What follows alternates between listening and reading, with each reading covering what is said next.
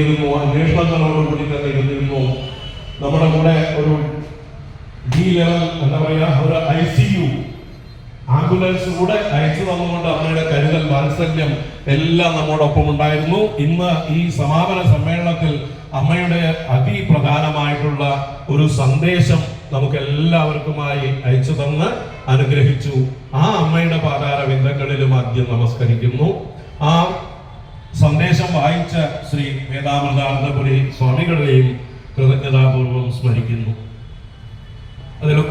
അതിലൊക്കെ അധികമായിട്ട് ശിവഗിരിയിൽ നിന്ന് നമ്മളെ അനുഗ്രഹിക്കാനായിക്കൊണ്ട് ശിവഗിരി മഠം പ്രസിഡന്റായിരിക്കുന്ന സംപൂജ്യ സ്വാമി സച്ചിദാനന്ദജി മഹാരാജ് വന്ന് അധ്യക്ഷത വഹിച്ച് അതിപ്രൗഢ ഗംഭീരമായ ഒരു യഥാർത്ഥ ഹിന്ദുവിന്റെ ശബ്ദം എന്തെന്ന് ഇവിടെ വളരെ ഉറച്ച ശബ്ദത്തിൽ കേൾപ്പിച്ചു.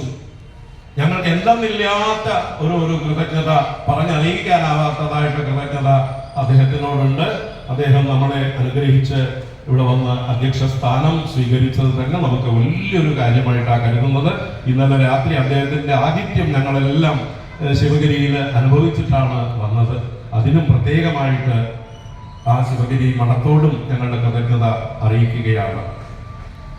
ഇനി ഈ ഒരു ധർമ്മ സന്ദേശ യാത്രയുടെ ഏറ്റവും നായകത്വം വഹിച്ചിരിക്കുന്നതായിട്ട് എത്രയും നേരം നമ്മളെ അനുഗ്രഹിച്ചു കൊണ്ടിരുന്ന സംപൂജ്യ സ്വാമി ചിദാനന്ദപുരി മഹാരാജാണ് ഇവിടെ മുഖ്യ പ്രഭാഷണം നടത്തി ധർമ്മ സന്ദേശം നമുക്കെല്ലാം നൽകിയത്.